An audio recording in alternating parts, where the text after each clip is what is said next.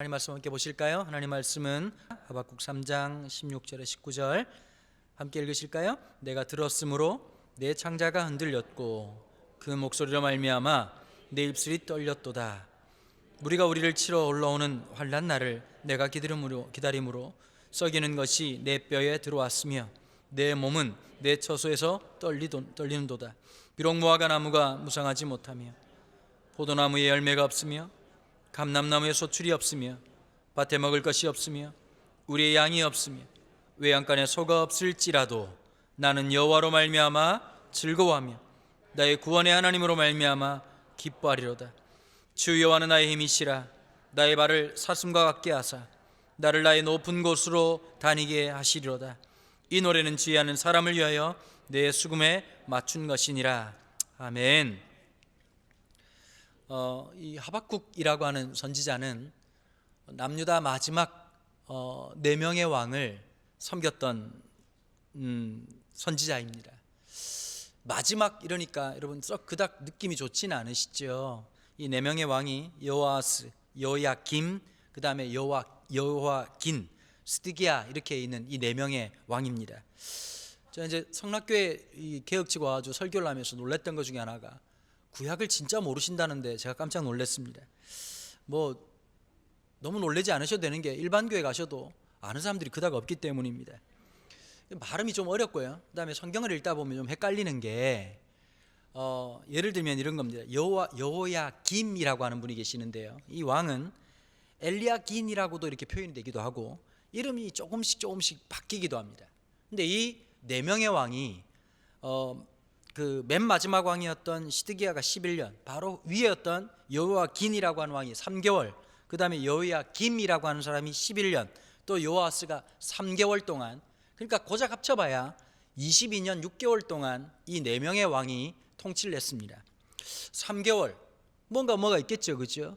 아주 어려움들이 많으면서 이 4명의 왕은 이 남유다 왕국에서 가장 부패한 왕들, 무능한 왕들의 특징입니다. 여러분 지도자를 얘기할 때 보통 이런 얘기를 하거든요. 가장 그 나쁜 지도자가 어떤 지도자일까요? 예를 들면 이렇게 생각하죠. 아주 게으르고 무능한 사람이라고 생각하는데 그게 아니랍니다. 제일 위험한 지도자가 누구냐니까 부지런한데 멍청한 사람입니다.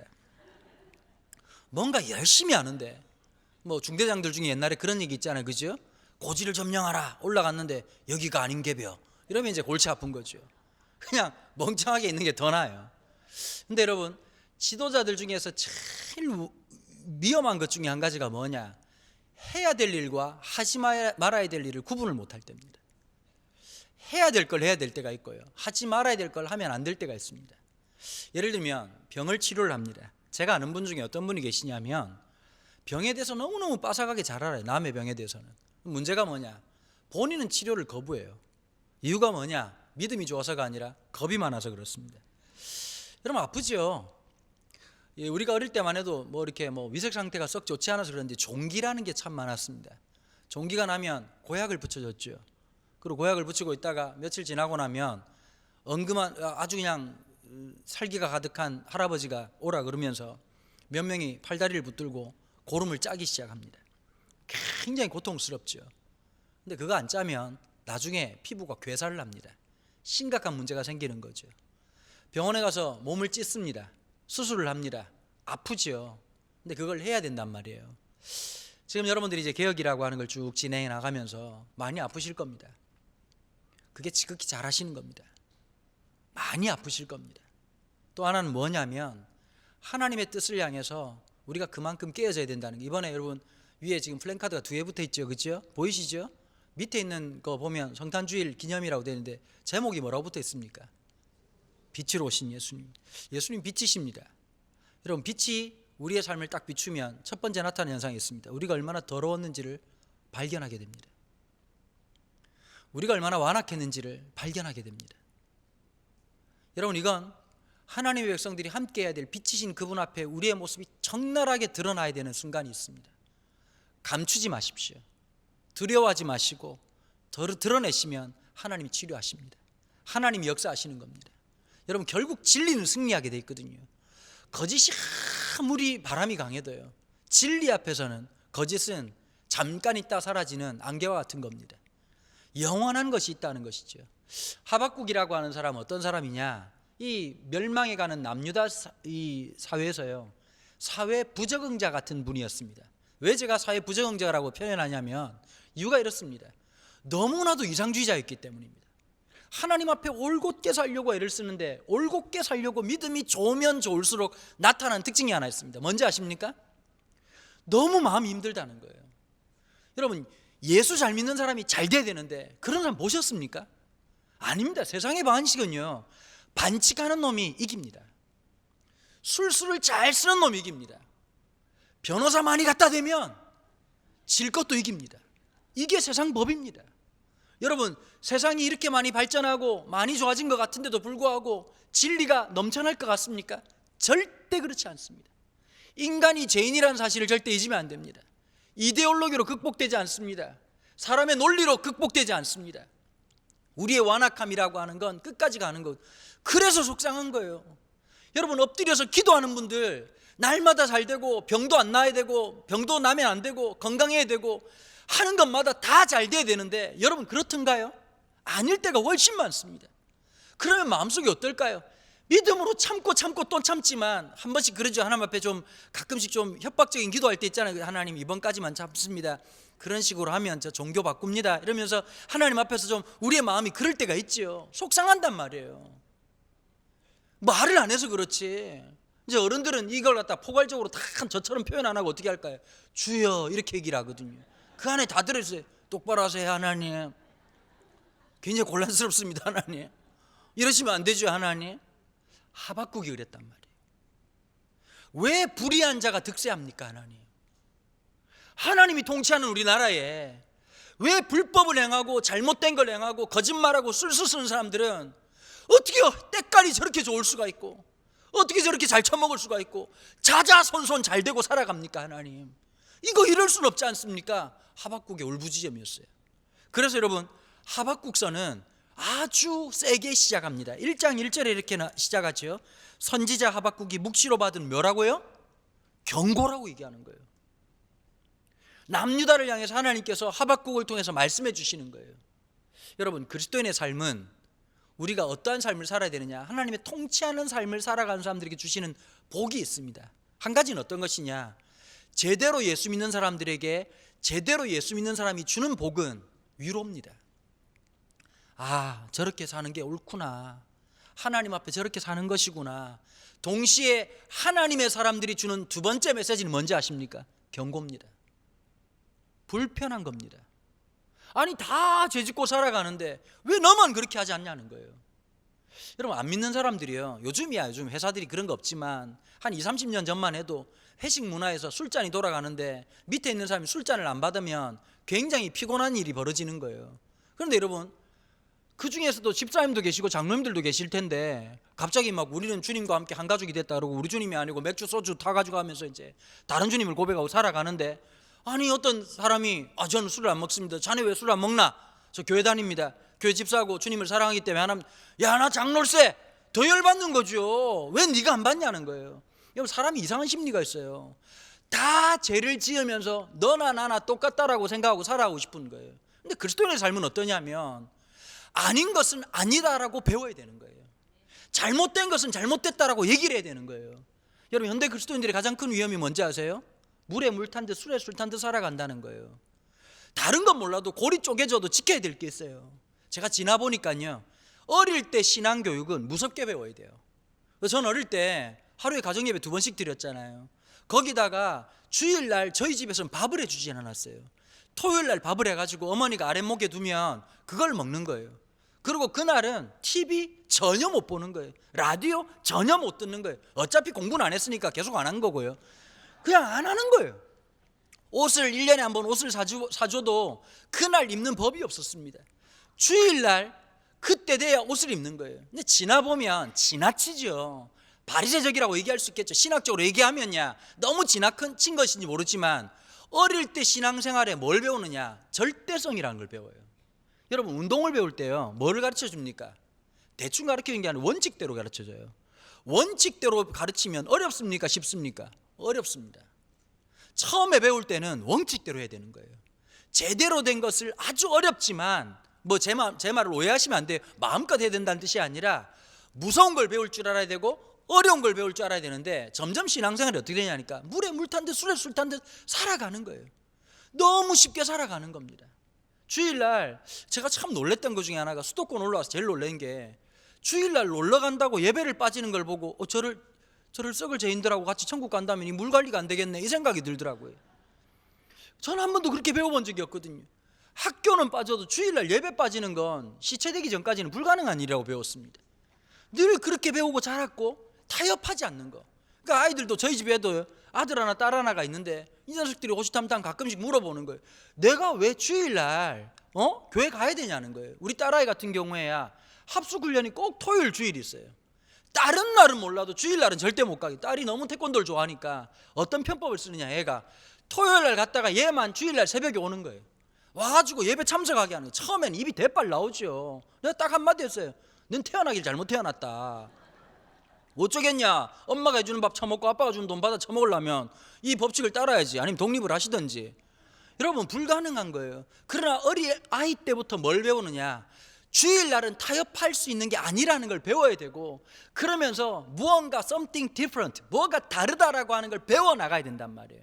신앙생활 할 때 제일 조심해야 될 게 뭔지 아세요? 내 느낌이나 내 생각이나 내 뜻이 주인 되지 않는 거예요. 주님이 주인 되시는 거예요. 그런데 여러분 진짜 위험한 게 뭐냐면 우린 예수의 이름으로 내 마음대로 하고 싶은 거예요. 봐 내가 말한 대로 됐지. 내가 기도하니까 응답하시잖아. 그걸 뭐라고 말하냐? 이단이라고 얘기를 하는 겁니다. 늘 조심하셔야 됩니다. 사실 저같이 목사라는 직업을 갖고 있으면 이렇게 될 위험이 늘 노출되어 있습니다. 사실 요즘 제가 교회를 사임하고요 11월 마지막 주에 사임을 하고 있으니까 진짜 많은 분들이 뭐 연락도 오기도 하고 막 그냥 전에 있던 교회 24시간 동안 홈페이지가 다운이 돼가지고요 너무 많은 분들이 접속해가지고 왜 이제 사임을 하느냐. 그 혹자 중에 좀 희한한 분들이 있더라고요. 목사가 사임할 때 보면 안 좋은 일로 사임할 때가 많잖아요. 그래서 제가 좀 안 좋은 일로 사임했을까 싶어가지고 너무 기대와 소망을 가지고 연락을 해봤으나 아무리 털어봐도 털을 게 없어가지고 섭섭하신 분들이 좀 계셨던 것 같습니다.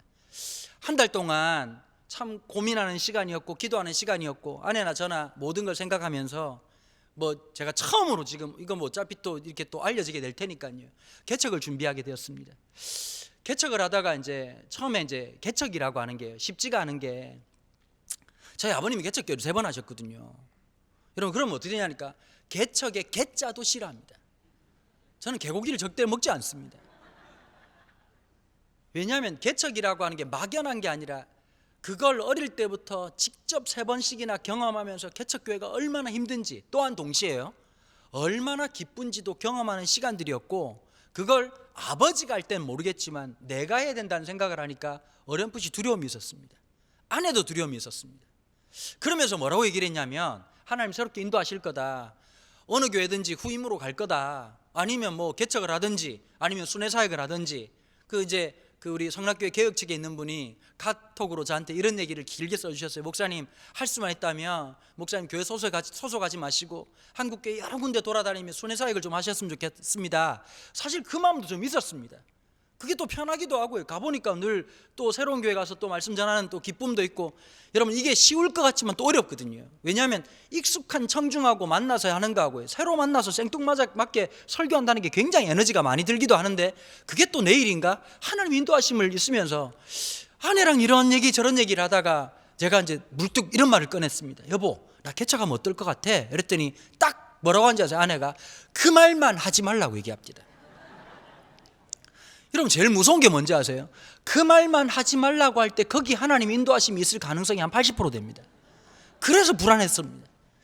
그러고 있다가 갑자기 이제 아내랑 둘은 말을 하지 않고 있지만 한 번 아내가 그 얘기를 하는 거예요. 자기가 가만히 생각을 해봤다는 거예요. 당신의 인생 속에 여러분 하나님 인도하심이라는 게요 생뚱맞지 않습니다. 하나님 인도하심이라는 게 어제까지 이렇게 살다가 갑자기 새로운 날 시작되는 게 아니라요 하나님의 인도하심이란 우리가 태어날 때부터 우리는 알지 못하지만 하나님의 그 섬세하시고 치밀하신 역사가 이끌어 오시는 거거든요. 근데 제가 29년 목회 사역을 가만히 뒤돌아보니까 하나같이 특징이 있었습니다. 뭔지 아십니까? 개척이었습니다. 하는 일마다 조직이 만들어진 적도 없었고 하는 일마다 누구도 어떻게 하라고 말해주는 사람이 없었습니다. 29년 동안 한결같이 그렇게 했던 겁니다. 이런 얘기를 하는데 갑자기 또 마음에 또 제가 그러니까 그 말하니까 또 불편하더라고요. 여보, 그런 말 하지 마라. 이러고 있다가 또 하루는 또 아침에 또 큐티하고 이제 커피 한 잔 마시다가 저도 참 생뚱맞은 놈이지요. 생각은 안 하지만 밤새 생각하다가 제 마음속에 개척교회 이름을 뭐라고 지을까라는 생각이 떠올랐습니다. 그래서 제가 아침에 큐티하다가 여보, 내가 밤새도록 교회 개척하면 한다는 얘기가 아니야 여보. 만약에 하게 된다면 교회 이름을 뭘로 할까 하다가 떠오른 게 하나 있어. 그랬더니 아내가 너무 관심 어린 눈빛으로 자기도 그 생각을 했다면서 내기를 하라는 거예요. 어느 교회냐, 교회 이름이 뭐냐. 그러니까 제가 그랬습니다. 동탄, 제가 사는 지역이 동탄이거든요. 동탄 섬기는 교회가 저희 아버님이 개척하신 40년이 된 교회입니다. 그래서 제가 얘기를 했어요. 여보, 내가 동탄 섬기는 교회라고 하면 좋겠어 라고 했더니 아내가 얼굴빛이 갑자기 하얘지더니 하는 말이 자기도 그 생각을 했다는 거예요. 그럼 제가 이런 말을 했습니다. 여러분, 만약에 제가 저희 아버님이 개척한 교회에 들어가가지고 목회를 하면 그걸 세습이라고 얘기하죠, 그죠? 저는 한번 그런 마음이 들더라고요. 진짜 멋진 세습이 뭔지를 한번 드러내고 나타내고 싶은 거예요. 예배당 건물을 세습하는 게 아니라 그 목회의 정신을 이어받는 게 그게 진짜 멋진 세습 아니겠습니까? 아버지가 가졌던 하나님 앞에 세상을 섬기고 이웃을 섬기고 하나님을 섬기는 모습으로 살아가는 거, 제가 그래가지고 아내하고 있다가 너무 흥분돼가지고요, 아내 몰래 아버지한테 전화를 드렸습니다. 아버지, 개척교회 이름을 정했습니다. 여러분, 교회도 시작 안 하고 교회 이름을 정했어요. 그 아버지가 궁금하신지 이름이 뭐냐 그랬더니 아버지, 동탄 섬기는 교회를 하려고 합니다. 저는 아버지가 너무 좋아할 줄 알았거든요. 갑자기 아버지 들으시더니 딱 한마디 하시더라고요. 그 이름은 안 된다. 왜요 아버지? 걔가 개고생을 한다. 말대로 된다고 섬기다가 끝난다는 거예요. 그러다가 10분 뒤에 문자가 왔습니다. 아버지한테. 내가 그 말하고 난 다음에 엎드려서 기도를 했는데 마음속에 너무 좋은 것 같다. 그래, 하나님을 섬기고 성도들을 섬기고 이웃을 섬기는 삶을 살아라. 여러분, 말처럼 참 아름다웠으면 좋겠는데 앞으로 그렇게 섬긴다는 건 마음이 무너진다는 뜻입니다. 제 마음속에 대부분 다가 개척을 할 때요, 이런 얘기를 서슴없이 하더라고요. 내 마음대로 하고 싶어서 개척을 한다. 그게 개척교회일까요? 여러분, 그건 악을 만드는 겁니다. 하나님이 원하시는 그거. 그러다가요, 하루는 제가 사과를 이렇게 깎는데 어떤 분이, 이름 모를 분이 사과를 한 박스를 보내주셨어요. 목사한테 선물하는 사과니까 얼마나 큰 걸 보냈겠습니까? 애들 대갈통만한 사과를 이렇게 깎아 먹는데 아내가 깎으면 야 진짜 사과 크다 이러고 먹는 거예요. 그래 한쪽을 딱, 그래도 아내가 또 예의가 있지, 그래도 남편 먼저 먹으라고 뭐 독이 들었는지 테스트하려고 한 건지 모르겠지만 그럴 리는 없겠고 아내가 먹으라고 주는 거예요. 그 탁 먹는데요, 제가 깜짝 놀랐습니다. 사과 맛이 안 나는 거예요. 깍두기 담으면 딱 맞겠더라고요. 더 열받는 게 뭐냐면 이게 사과가 지금 한 접시가 남았는데 아내도 딱 하나 먹어보더니 표정이 안 먹을 것 같고. 여러분, 애들이 더 귀신 같은 거 아시죠, 그죠? 맛있는 건 혼자 다 처먹는데 맛없는 건 안 먹어요. 그러고는 이 많은 걸 버리자니 아깝고 또 속상하기도 하고, 제가 나머지 남은 사과를 갖다가 속으로 욕을 하면서 얼마나 처먹었는지 갑자기 먹고 난 다음에 제 마음속에 이 마음이 딱 들더라고요.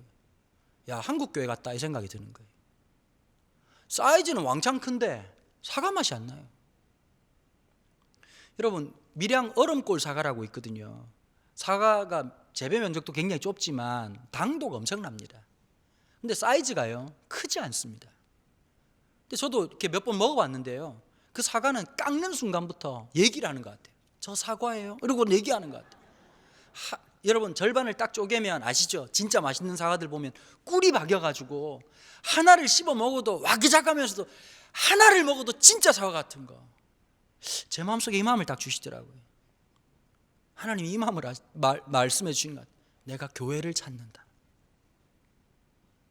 내가 원하는 교회를 찾는다. 여러분, 제가 요즘 성도님들한테 제일 많이 듣는 얘기가 뭔지 아세요? 목사님, 교회는 많은데 갈 만한 교회가 없어요.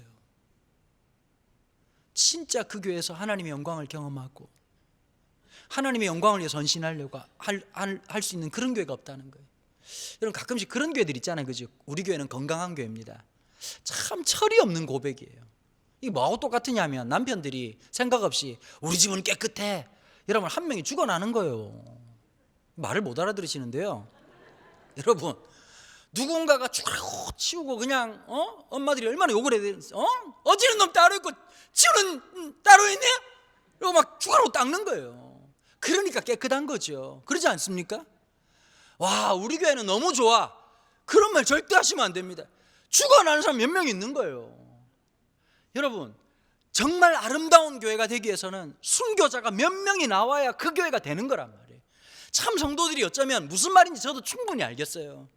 참 이런 좋은 교회, 옛날에 스펄전 목사님이라고 계셨어요. 설교의 황태자라고 하는 별명이 붙어 있는 분인데 한 명이 그런 얘기 하더래요. 자기가 꿈꾸는 교회가 있다. 목사님, 이런 교회가 좀 있었으면 좋겠습니다. 좀 이런 교회가 되면 좋겠습니다. 근데 스펄전 목사님 뭐라 그런지 아세요? 그분한테 이렇게 얘기했어요. 혹시 그 교회 찾으면 나한테 연락 좀 해달라. 나도 그 교회 다니고 싶으니까 한 번 정도 연락해달라는 거예요. 여러분, 이거 아셔야 돼요. 교회는 찾아 나서는 게 아니라 교회는 함께 되어져 가는 거예요. 다시 말씀드려요. 아무리 화려하고 대단한 교회에 있다고 그게 교회가 아니라 함께 교회되기 위해서 내가 애쓰고 내가 수고해서 누군가에게 정말 하나님 나라의 영광을 맛볼 수 있도록 그렇게 살아가야지 그게 믿음으로 철든 사람이에요. 하박국의 첫 번째 질문은 뭐였냐면 이런 거였어요. 왜 하나님의 정의가 드러나지 않냐는 거예요. 나중에 뭘 발견했을까요? 그 삶을 살아가야 되는 존재라는 걸 하박국이 깨닫는 겁니다. 내가 그렇게 살아가다 보니까 하나님의 사람의 특징, 심리적 상태의 특징, 상한 마음이에요. 마음이 무너져요.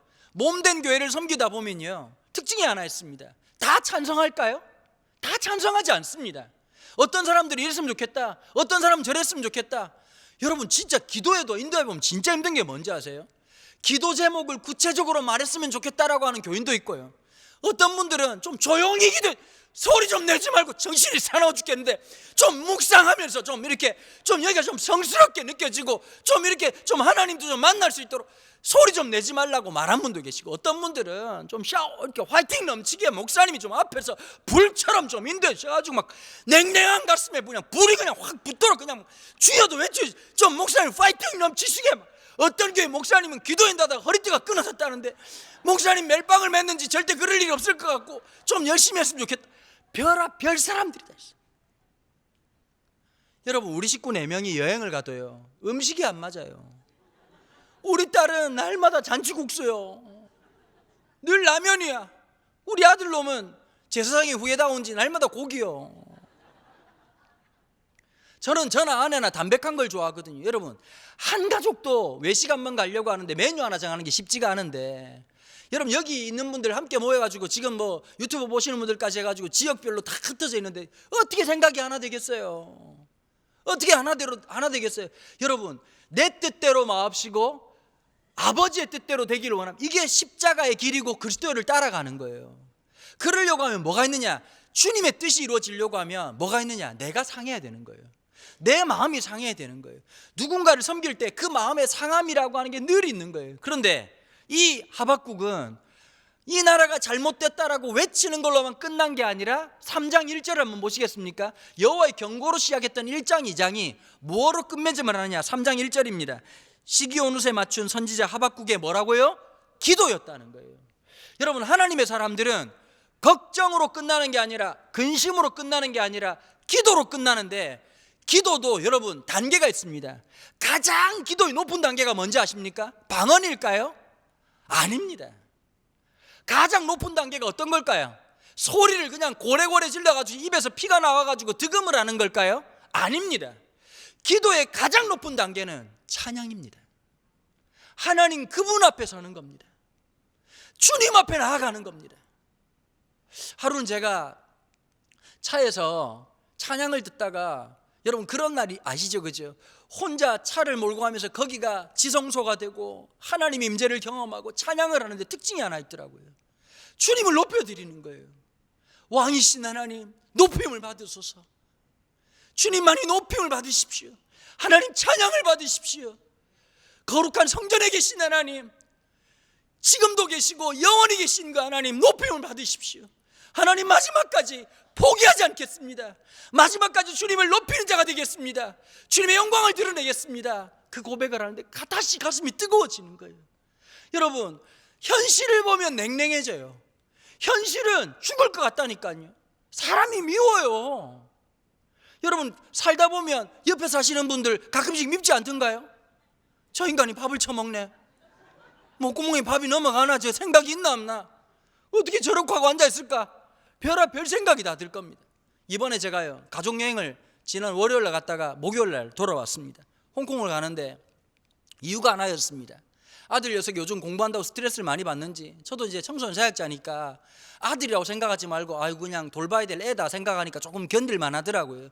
내 아들이라고 생각하니까 자꾸 죽이고 싶어가지고 그래도 그냥 사역이다 생각하고 애를 쳐다보면서 아이고 우리 고객님 요즘 많이 힘드십니까? 이렇게 했더니 막 스트레스를 너무 많이 받는다는 거예요. 그리고 갑자기 얘가 지나가는 말로 몇 년 전에 아들하고 둘이서 여행을 둘이서 간 적이 있었거든요. 그 제가 이제 그 어떤 분 책을 읽다가 이 아빠들이요 자식들하고 추억이 없어요. 그 늘 엄마들하고만 살잖아요. 그래서 제가 작정을 하고 아들하고 따로 여행을 가고 딸하고 여행 간다는 걸 그때부터 실천을 낸 거예요. 초등학교 4학년 때부터 우리 아들 녀석 그 둘이서 가가지고 홍콩을 돌아다니면서 어떻게 어떤 장로님이랑 그 뭐 성룡이라는 배우 있지 않습니까? 주윤발 이런 나이 있는 분들이 홍콩의 유명한 이 그 영화 스타들이요 가는 딤섬집이 있다는 거예요. 탁 들어가는데 그날 비가 부슬부슬 내리고 이 진짜 홍콩 르와르 영화처럼 그런 느낌이 나는 곳인데 앉아가지고 딤섬을 먹는데 너무 맛있는 거예요. 거기다가 또 성룡도 나타난다 그러고 주인발도 나타난다 그러니까 굉장히 좋았던 게지요. 근데 아들 녀석이 갑자기 아빠 그 집 딤섬이 먹고 싶어. 이 한마디에 제가 비행기 표를 예매를 했습니다. 많은 분들이 얘기하시더라고요. 홍콩 위험하지 않냐고. 여러분 제가 여행을 다녀본 결과 위험할 때가 제일 쌀 때입니다. 저는 필리핀 여행 언제 갔냐면 지진 나고 그 다음 주에 갔습니다. 한국 사람 한 명도 없습니다. 한국 사람 지진 무서워해가지고 비행기 표값이 얼마나 똥값이 됐는지 얼마나 이번에 홍콩을 가는데요 비행기가 얼마나 텅텅 비었냐면 세 줄짜리 이제 이코노믹을 탔는데 저는 들어누워서 한 명 들어놓고 그 다음 줄 비고 그 다음 줄에 또 한 명 들어놓고 완전히 전세 내고 간 거예요. 그래가 이제 홍콩에 있는 후배한테 전화를 해보니까 아이고 형님 지금이 딱 기회라는 거예요. 사람들이 막 홍콩 지금 막 다 데모하는 줄 여러분 외국 사람들은 대한민국 날마다 전쟁하는 줄 압니다. 사실은 그렇지 않다는 거예요. 지금 막 너무 좋고 너무 날씨도 좋고 지금 뭐 호텔도 너무너무 싸가지고 여러분 성탄절 보내기 제일 멋있는 곳 중에 하나가 홍콩이거든요. 건물마다 외벽에 LED로 기가 막히게 해가지고 진짜 막 오색 찬란하게 기가 막히게 만들어놨는데 이때 되면 호텔값이 5배가 올라갑니다. 비행기 표값도 엄청 비싸다고 하는데 엄청 싸게 해가지고 또 기가 막히게 또 이제 호텔룸도 잘 잡아가지고 너무너무 싸게 해가지고 평소 때 같으면 한 60만 원 하는데요 방 하나를 6만 8천 원에 잡은 겁니다. 그러니까 얼마나 쌌겠습니까? 그냥 혼자 막 기쁘고 즐겁더라고. 막 그냥 야 내가 엄청난 일을 해냈구나 이러고 있는데 갑자기 아들 녀석이 출발하기 이틀 전에 못 가겠다는 거예요. 얼마나 열받습니까? 여러분 이틀 전에 하니까 위약금으로 다 날려버려야 되는 거예요.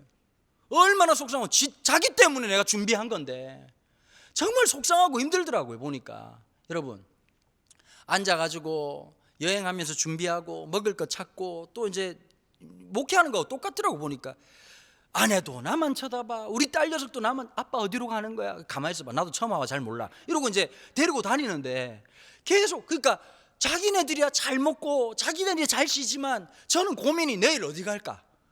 난 내일 또 어디로 이끌까? 앞으로 이 생각 가만히 하니까 여러분 두 사람이 편하다는 말은 무슨 뜻일까요? 내가 죽어난다는 뜻입니다. 쉽지 않은 거죠. 아주 어렵습니다. 나중에 진짜 속상할 때가 언제일까요? 한 번은 운전을 하고 가는데 눈이 와가지고 길이 미끄러운데 여러분 눈길에 운전하는 게 얼마나 위험합니까? 그죠? 그러면 옆에 있는 사람도 같이 여보 괜찮아 이렇게 하면 좋을 텐데 아내가 믿음이 좋은 건지 어떤 건지 모르겠는데 잠을 주무시는 거예요. 속으로 동반자인 줄 알았는데 야 이거 위험한 사람이구나 이 생각이 갑자기 들더라고. 갑자기 내가 너무 화가 나가지고 잠이 오냐고 그랬더니 아내가 갑자기 그래도 한 명은 편안해야지 이러고 주무시는 거예요. 야, 이 믿음이 좋은 건지. 여러분 때로는 교회를 섬기다가 보면 속상한 일이 진짜 많아요. 여러분 음식 해보신 분들 계시죠? 여러분 한두 명 하는 거하고 몇천 명 음식을 만든다는 게 달라요. 그런데 와가지고 또 백종원 같은 사람들이 교회 다니거든요. 제 점수는요 이러고 와가지고 오늘은 국이 짜네 싱겁네 김치를 잘 담았네 못 담았네 그럼 진짜 피곤한 일이잖아요. 교회에서 그런 일이 진짜 많습니다. 어떤 분들은 특징이 하나 있어요. 꼭 추위 많이 타시는 분들이 에어컨 앞에 앉아요. 그리고 계속 말하면 춥다고 끄라고. 꼭 더운 분들은 에어컨 바람 안 오는 데 앉아있어. 그러니까 교육자들이 뭐가 힘드냐면 계속 앉아가지고 껐다가 켰다가 꼈다가 켰다가 정신이 없는 거예요. 그럼 눈치껏 알아가지고 나는 추위를 많이 타니까 에어컨 바람이 안 오는 데를 가야지, 아니면 겉옷을 하나 가져와가지고 성도들이 좀 이렇게 쾌적하게 예배드리도록 해야지, 이 생각을 안 해요. 여러분 지금 앉은 자리 사진을 딱 찍어놓으면 금요기도에 앉은 자리가 딱 정해져 있습니다. 보면 우리가 어디 뭐 회원제로 정한 것도 아닌데도 불구하고 갑자기 내 자리에 남이 앉으면 그거 굉장히 기분 나쁘거든요. 보면 특별히 새벽 기도는 회원제로 운영되지 않습니까? 그렇죠? 내가 앉는 자리에 딴 사람 앉으면 기도가 안 되고 저 인간이 왜 저기 앉았을까, 썩을 놈 내 자리인데, 이 생각하고 앉아있다가 시간이 끝날 때가 한두 번이 아니거든요. 이 사람이 뭐든지 자기 위주로 돌아가려고 해요. 내 마음대로 하려고 하는 의지들이 늘 있단 말이에요. 그러다 보면 어떻게 되냐, 미움이 생기기도 하고 짜증이 나기도 하고 질서가 싫어지기도 하고. 질서라고 하는 게 어떻다고 생각할까? 내 마음대로 하는 게 질서라고 생각하니까 어려워지는 겁니다. 애들한테요, 예전에 어떤 일이 있었냐면 뭐 밥 먹을 때 딴짓하면 벌 서기로 했었어요. 그런데 애들이 막 딴짓하고 있다가 엄마가 벌을 세웠어요. 우리 집 애들이 둘이서 손을 들고 서 있었던 겁니다. 근데 갑자기 우리 딸이 아주 약한 소리로 뭐라고 말하니까, 아빠도 딴짓했는데, 아빠도 딴짓했는데. 그러더니 아내가 갑자기 아빠도 옆에 서 있으세요 이러더라고. 갑자기 우리 아가 열받, 내가 왜? 그랬더니 이 법칙은 다 똑같다는 거예요. 그러면서 아내가 한 말이 있어요. 이 집의 주인은 그리스도라는 거예요. 여러분, 제가 주인 되면 다른 사람들은 그게 불편한 거예요. 그리스도가 주인 된다는 건 함께 불편한 거거든요. 여러분, 이걸 극복할 수 있는 유일한 방법이 뭐냐? 기도예요. 생각이 옳다고 그 사람이 좋은 게 아닙니다. 바른 말 한다고 좋은 게 아닙니다. 그 바른 말을 기도로 살아낼 때 거기서 진짜 아름다운 게 있어요. 하박국은 기도하는 사람이었어요. 4명의 왕을 섬기면서 부조리를 눈으로 직접 확인하고 무너져가는 남유다 공동체의 그 비참한 현실을 보면서 하나님과 함께 씨름하고 있던 이 하박국이, 여러분 자칫 잘못하면 마음이 상하고 힘들잖아요. 교인들은 참 그런 말 잘하시더라고. 보니까 에이 교회 옮길 거야. 여러분, 그게 쉬운 게 아니에요. 장난으로라도 입 밖에 내놓으면 안 되는 말이 있어요. 이혼 이런 말들은 입 밖에 내는 게 아니에요. 아무리 어려워도, 아무리 싫어도. 맞아요 안 맞아요? 그럼 대답 좀 해주시면 안 되겠습니까 여러분? 올해도 가기 전에 좀 기분 좋게 좀 얘기해 주시면 좀 좋을 것 같은데. 그렇죠. 하면 안 되는 말이 있어요. 힘들고 화가 나도 예의를 갖추고, 아주 고통스러워도 또 한 번 어려워가지고, 여러분 말을 한마디 꺼낼 때 감정이 묻어난 말이 아니라 기도가 묻어난 말을 해야 돼요. 그게 그리스도인이에요. 여러분 그 사람의 언어의 습관을 보면요, 기도가 묻어있는지 감정이 묻어있는지를 알 수가 있다고요. 여러분 기도가 묻은 말의 특징이 하나 있어요. 감화가 있어요. 감동이 있어요. 위로가 있어요. 회복이 있어요. 보통 이럴 때 아멘도 하시는데 참 제가 눈치가 없으십니다 여러분. 여러분 그렇지 않아요? 신기해요. 우리 성락교회 개혁 계신 성도들이 해야 될 게 하나 있어요.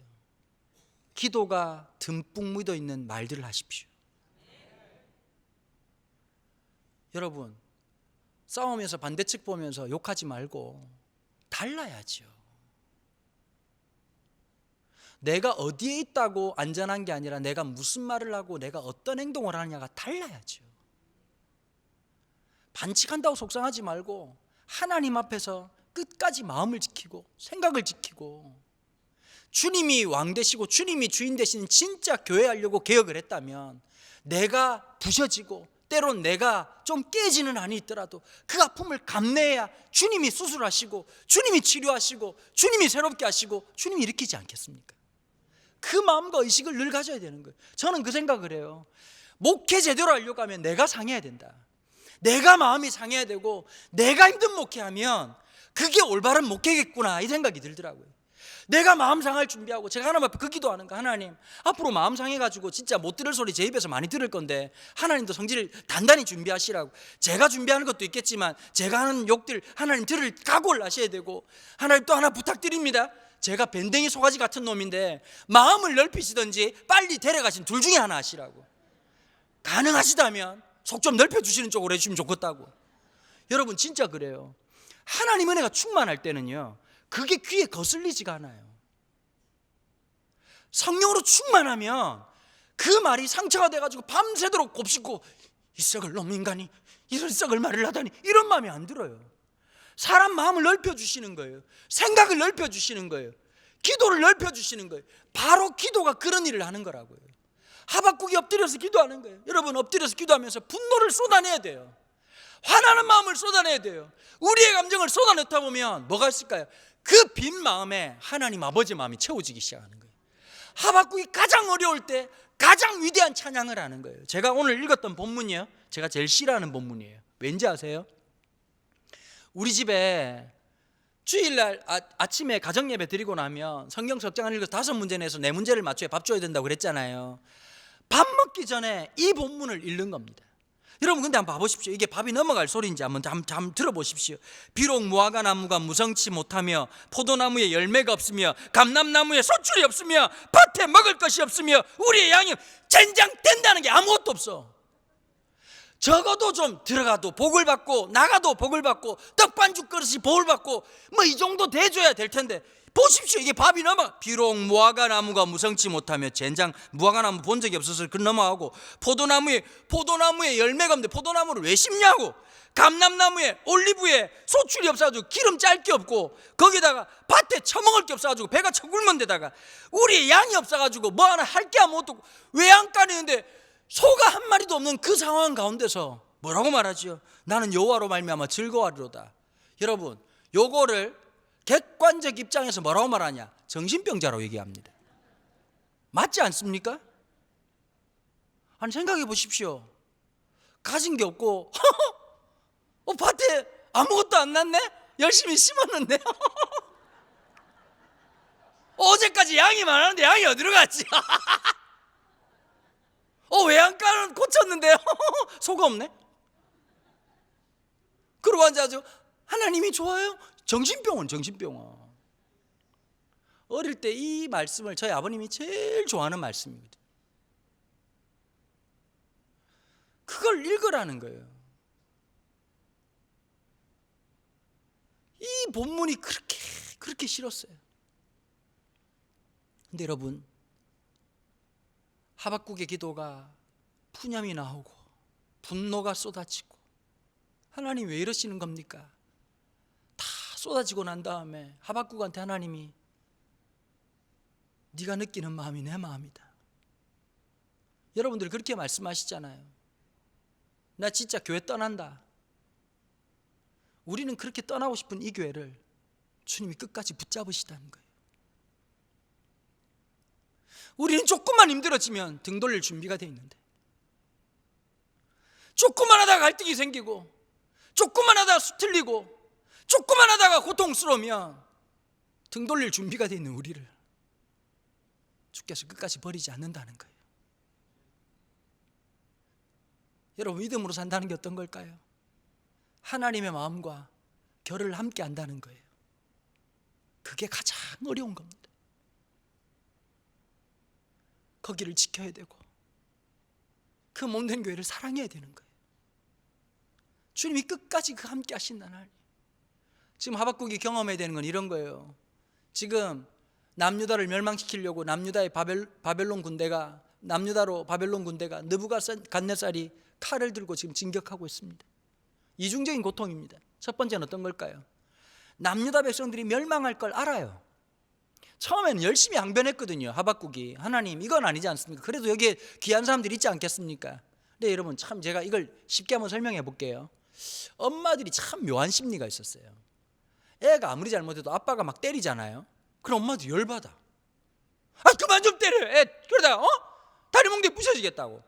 그러다 보면 엄마가 좋잖아요. 아빠를 말려주니까. 그래도 나한테 쏟을 분노를 엄마끼리 아빠끼리 이제 싸우니까 이제 끝나는 거잖아요.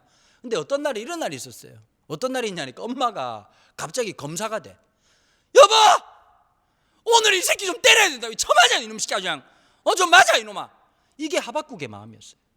남유다를 열심히 변호를 했는데 보니까 아무리 봐도 자기가 봐도 이거 하나님한테 맞아야 돼. 하나님 앞에 인정하는 거야. 하나님 맞습니다. 남유다 맞아야 됩니다. 그런데 하나님 왜 하필이면 바벨론입니까? 우리보다 도덕적으로 뛰어나고 우리보다 괜찮은 사람들이 때리면 모르겠는데 나보다 더 못한 놈이, 예를 들면 이런 거예요. 나보다 음식 못하는 사람이 와가지고 집사님 김치가 맛이 없네. 그럼 어떤 마음이 들까요? 눈가리를 찌르고 싶어요. 나보다 공부 못한 놈이 와가지고 야 이 문제 왜 틀렸냐? 이 문제 틀렸니? 죽여버리고 싶죠. 여러분 나를 야단을 치는데 나보다 도덕적이고 나보다 윤리적인 사람이 와서 야단을 치면 그것도 힘들지만 받아들이기가 쉽지 않지만 받아들이죠. 근데 나보다 훨씬 못한 놈이 나타나가지고 그러면 얼마나 열받겠어요. 하박국이 바로 그거였어요. 그런데 하박국의 기도를 통해서 하나님 뭘 깨닫게 하시느냐? 너는 지금 느부갓네살을 보느냐? 느부갓네살 위에 있는 내가 보이지 않느냐? 너는 지금 느부갓네살의 말발굽 소리만 들리느냐? 나는 이 말발굽 위에 있으면서 남유다를 무너뜨리려고 하는 게 아니라 창조적인 파괴, 살리려고 다시 무너뜨리는 거다. 그러면서 두 가지가 있는 거예요. 그러니까 16절에 이렇게 말, 내가 들었으므로 두 가지 소리를 듣지요. 표면적으로는 느부갓네살이 말을 타고 와서 지금 이제 남유다를 멸망시키려고 다가오고 있는 말발굽 소리예요. 또 하나의 소리는 뭘까요? 그 위에 계시는 하나님의 역사심. 이 두 가지를 들었으므로 내가 창자가 흔들렸고 그 목소리로 말미암아 내 입술이 떨렸고 무리가 우리를 치러 올라오는 환난 날을 내가 기다림으로 썩이는 것이 내 뼈에 들어왔으며 내 몸은 내 처에서 떨리는도다. 그러나 비록 무화과 나무가 무성치 못하며 우리가 모든 것을 다 잃는다 할지라도 하나님이 다시 우리를 살게 할 것이고 하나님이 우리를 다시 하나님 백성답게 만들 것이고 하나님이 역사하실 것이다. 여러분 이 믿음을 갖고 있는 하박국을 만나는 겁니다. 사랑하는 성도 여러분, 기도의 마지막은 찬양입니다. 하나님을 신뢰하는 겁니다. 내 근심이 변하여 내 한숨이 변하여 찬송이 되는 겁니다. 시작할 때는 한숨이었고 시작할 때는 답답함이었고 억울하고 속상하고 힘들고 고통스러웠던 그 모든 것들이 하나님이 채우시며 나타나는 현상이 찬송이 막 불일 듯이 일어나기 시작하는 겁니다. 제가 마음속에 이런 마음이 있더라고요. 하나님, 사람이 많이 모이는 교회가 아니라 하나님이 기뻐하시는 교회 되게 도와주십시오. 제가 제일 조심하는 게 하나 있습니다. 사실은 유튜브를 보시면서 많은 분들이 저한테 연락을 주셨습니다. 혹시 목사님이 어디로 가신지 알려달라, 자기가 그 교회를 가겠다. 제가 절대 안 알립니다. 왜 그런지 아십니까? 이 교회는 저의 팬들이 오는 교회가 아니라 하나님 백성이 모여야 되는 교회입니다. 제 팬들이 모이면 망하는 겁니다. 하나님이 원하시는 그것을 위해서 또 한 번 도전하는 겁니다. 여러분 많은 분들이 그런 생각 하시잖아요. 성락교회 개혁 측이 많은 숫자가 있는데 사람들이 막 흩어지는 게 보이니까 마음이 상하시죠, 그죠? 그게 마음이 힘드시죠? 여러분 다 사라진다 할지라도 내가 끝까지 이 믿음 지켜야지. 그러면 교회 되는 겁니다. 여러분 이게 돈 싸움이라고도 보입니다. 내가 모든 것이 없어도 여러분 오늘부터 시작해가지고 우리 성락교회 개혁 측에 이 말씀이 우리의 찬양이 되길 바랍니다. 비록 무화과 나무가 무성치 못하며 감람나무에 소출이 없고 포도나무에 열매가 없고 우리의 양이 없고 외양간에 소가 없을지라도 난 여호와로 말미암아 기뻐하리로다. 여러분 하나님은 충분하지 않습니까? 이 예배당 여러분들 헌신하고 수고해서 이렇게 지었습니다. 이거 다 무너질 겁니다. 이거 다 불탈 겁니다. 우리가 가야 되는 예배당은 이 예배당이 아니라 주가 머리 되시는 새 예루살렘입니다. 그 기쁨의 땅으로 갈 겁니다. 여러분 우리가 진짜 교회 된다는 건 딴 게 아닙니다. 그리스도가 머리 되는 겁니다. 주님이 내 하나님이 되시는 겁니다. 그래서 그 가운데 세상이 누릴 수 없는 기쁨을 누리는 것이고 세상이 누릴 수 없는 놀라운 그 은혜를 마음껏 깊이 외치고 고백하는 겁니다. 12월 첫째 주부터요 사실 개척교회를 시작했습니다. 어디서 시작했냐면 우리 집에서 시작했습니다. 교인이 한 명입니다. 아내는 동역자라 치고 딸이 한 명 예배 참석하고 있습니다. 아들놈은 도무지 이걸 교회라고 받아들일 수 없다며 딴 교회를 가기 시작했습니다. 뭐 딴 교회는 아니고 전에 다니던 교회를 계속 가겠다고 하더라고요. 우리는 또 여러분 항상 그런 게 예수 믿는 집안에는 문이 없다 이런 말이 있거든요. 들어가는 사람 온다는 사람 말리면 안 되고 간다는 사람 잡으면 안 되는 법이거든요. 항상 원래 예도무문이라고 예수 믿는 집안에는 문이 없다 이런 얘기가 있는데요. 그래서 제가 그러길래 뭐 이단 가는 것도 아니고 예배 드리겠다 그러고 얘가 그러더라고요. 또 나를 설득 안 드리더라고요. 아빠 그래도 내가 찬양팀인데 이 상황에서 빠질 수가 없잖아. 그래서 제가 교인 다 합쳐 나까지 합쳐서 4명인데 1명을 파송을 했습니다. 뭐 찬양팀이랑 어쩌겠습니까? 파송을 하고 이제 3명이 있는데 딸 놓고 예배를 드리는 겁니다. 딸 놓고. 근데 여러분 12월 첫째 주에 딸이랑 함께 예배 드리는데 여러분 참 마음이 놀라운 은혜가 있었어요. 너무 좋은 거예요. 제가 우리 딸아이를 보면서 어떤 마음이었냐니까 주님이 나를 이렇게 보시겠구나. 내가 목회하면서 여기 있는 딸 하나 바라보듯이 성도들을 봐야 되겠구나.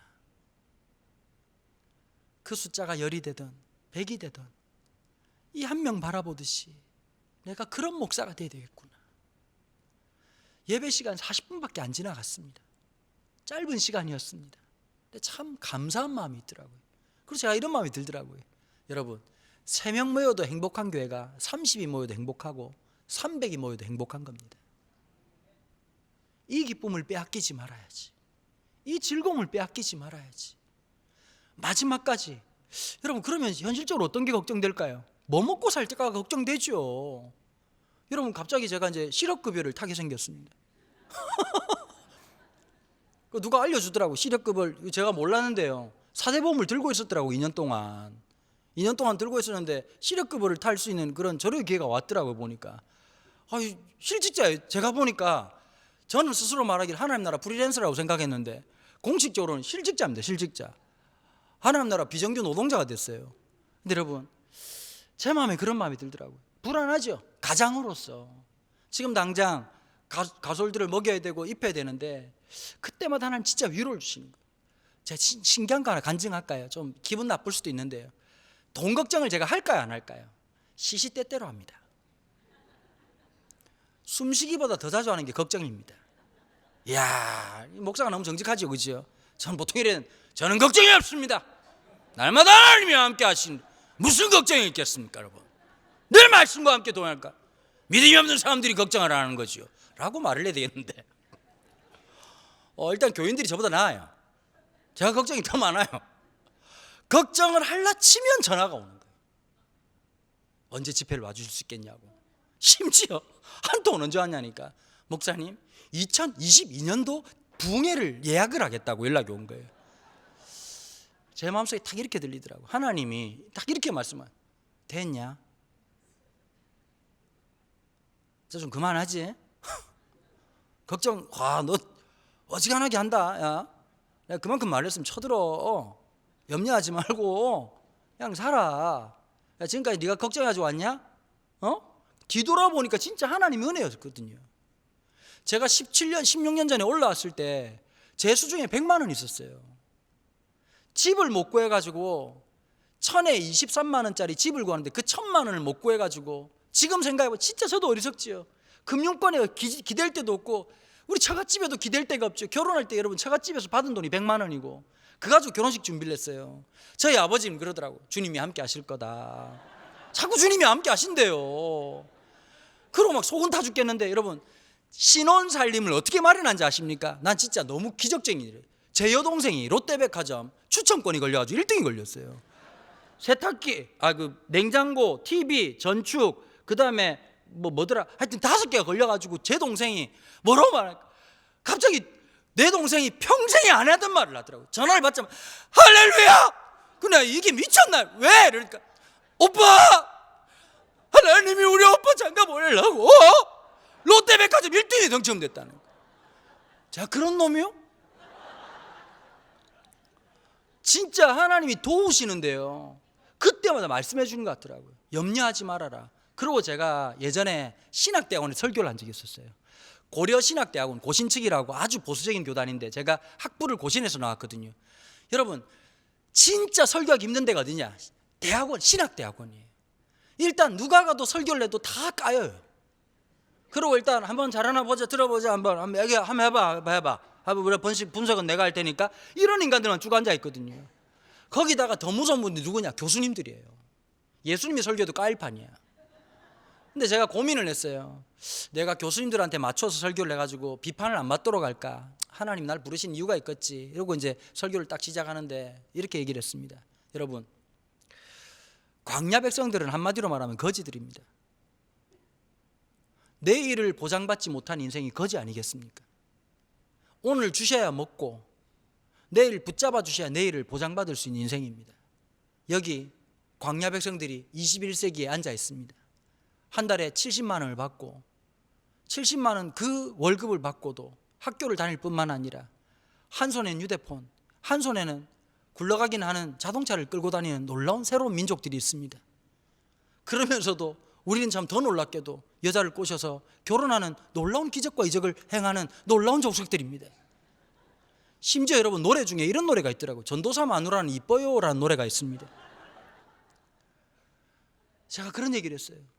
여러분, 우리가 계산으로 살아왔습니까? 하나님이 붙잡아 주셔서 여기까지 온 거 아닙니까? 설명할 수 없는 우리 인생, 지금까지도 그랬고 앞으로도 하나님 그렇게 인도하실 겁니다. 우린 늘 현실적으로 늘 염려가 있습니다. 오늘 만날 안 내리시면 우리 죽는 거 아닌가? 나 혼자 있을 때 모르겠지만 처자식이 있는데 하나님 도와주셔야 되는 거 아닌가? 그때마다 하나님이 내가 너와 함께 한다는 그 사인을 보내시고 우리가 해야 될 일을 끊임없이 말씀해 주실 거라고 얘기를 했습니다. 여러분, 그 설교하면서요, 제일 찔렸던 사람이 누구냐? 저 자신이었습니다. 말은 하지 않지만 늘 근심했습니다. 말은 하지 않지만 늘 염려했습니다. 늘 마음속에 있을 때마다 내니 두려워 말라, 내가 너와 함께 하겠다. 여러분, 여러분들을 지금 근심하게 만들고 있는 것이 어떤 것입니까? 여러분들 지금 제일 걱정하는 문제가 무엇입니까? 하나님이 함께 하시지 않을까 봐 걱정하시는 겁니까? 아니면 인간적인 요소 때문에 걱정하는 것입니까? 여러분, 그래서 우리는 기도가 필요한 겁니다. 사실 우리가 염려하고 있는 건, 사실 우리가 두려워하고 있는 건 믿음 영역 밖에 있는 것들이고, 내니 두려워 말라, 내가 너와 함께 하겠다고 말씀하시는 거 아니겠습니까? 장로님들 얘기를 들어봐도 그렇고 교육자님들 얘기를 들어봐도 그렇고 지금까지의 모든 일들 속에서 우리의 머리로, 우리의 수단으로, 우리의 방법으로 한 것 같지만 기가 막힌 일 아니겠습니까? 한 사람은 돈을 그렇게 많이 들여가지고 은행 금고문을 세리 갖다가 붙여놔도 벽을 뚫고, 여러분, 이건 엄청난, 이 참 놀라운 일 아닙니까? 여러분, 하나님의 역사라고 하는 건 우리가 생각하고 우리가 계획하는 게 아니라 그럴 때마다, 지금 어려울 때마다 엎드려서 기도해야 될 때예요. 지난번에도 제가 말씀드렸지만 기도가 필요한 거예요. 근심하지 말고 제발 부탁드립니다. 카톡방에서 주고받을 시간이 있으면 기도하십시오.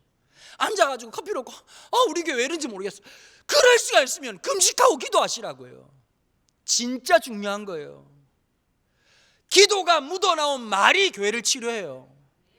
기도가 묻어나온 고백이 교회를 새롭게 하는 거예요. 지금 내 말 한마디가 누구를 죽이고 있는 것인지, 내가 하는 행동 하나가 누구를 고통스럽게 하는 것인지 생각해 봐야 되는 거예요. 기도에 그냥 절어있는 말, 내 존재가 기도에 절어있어요. 하나님의 은혜에 흠뻑 젖어가지고 있어야 되는 거예요. 그러면서 뭐가 나올까요? 두려움이 사라지고 근심이 없어서가 아니라, 두려움이 없어서가 아니라 주님이 내 손을 붙잡고 있다는 그 기쁨과 감격 속에서 또 한 걸음 걸어가니까, 여러분, 지금 느부갓네살의 말 발굽 소리를 듣고 있는 하박국의 이 노래를 들어보십시오. 지금 노래 부를 처지입니까? 놀랍지요. 70년 동안 바벨론 페르시아 시대가 지나고 난 다음에 다시 돌아오게 되는 그때를 믿음으로 봤던 이 하박국의 고백, 새롭게 하신 하나님의 역사들, 저는 그렇게 생각합니다. 성락교회 개혁 측의 진짜 열매는 10년 뒤, 20년 뒤에 맺힐 겁니다. 우리의 자자손손들을 통해서 단순히 성락교회를 개혁했다는 것으로 끝나는 게 아니라 위기의 한국교회 가운데서 10년 뒤에, 20년 뒤에 우리 다음 세대를 통해서 하나님이 다시 한 번 더 이 한국교회를 새롭게 하시고 열방을 섬길 수 있게 하시고 교회가 교회된 영광을 만나게 되는 그 기쁨을 위해서 우리가 울면서 씨를 뿌리기로 작정하자는 겁니다. 그게 영적인 어른 아니겠습니까? 하나님, 내가 상한 마음을 주님께 드립니다. 하나님, 내 눈물을 드립니다. 하나님 원합니다. 하나님의 때에 하나님의 영광을 보게 하여 주시옵소서. 마지막으로 이 말씀하고 마치겠습니다. 렘브란트라고 하는 화가가 있습니다. 아주 유명한 분이시지요. 표정을 보니까 잘 모르시는 것 같은데 네덜란드의 아주 유명한 화가였습니다. 그분이 마지막 돌아가실 때 참 인생이 비참했습니다. 아내가 먼저 죽고 자식이 먼저 죽었습니다. 그의 말년에 그렸던 그림이 시몬의 기도라고 하는 제목의 그림을 그렸습니다. 여러분, 성경에 보면 한 사람을 발견하게 되는데 이분이 평생의 기도 제목이 하나 있었어요. 하나님 주신 응답이 있어요. 네가 죽기 전에 구주를 안게 될 것이다. 그러면서 아기 예수님을 품에 안게 되는 장면이 성경에 나오거든요. 왜 이 시몬의 그림을 갖다 그렇게 아름답게 봤냐면 많은 사람들이 얘기를 하기를 렘브란트 자기 자신처럼 생각했다는 거예요. 아내도 잃고 자식도 잃고 그 노년에 얼마나 외롭고 쓸쓸했겠습니까? 근데 그 마지막 소망이 주님을 향한 그 마음이 굉장히 뜨거웠던 것 같습니다. 마지막 소원, 마지막 주님을 품에 안으면서 참 인생이 기고했을 것 같아요. 수많은 어려움과 고난 속에서도 하나님 주셨던 단 하나의 위로, 네가 죽기 전에 구주를 품에 안게 될 것이다. 여러분, 말로 설명 못할 어떤 것으로도 위로가 안 될 그 수많은 인생을 지나갔던 그 인생이 아기 예수님을 품에 안으면서 얼마나 감격했을까요? 지나온 세월 동안에 하나님 고생이 아니었습니다. 이때를 위함인 줄 믿습니다.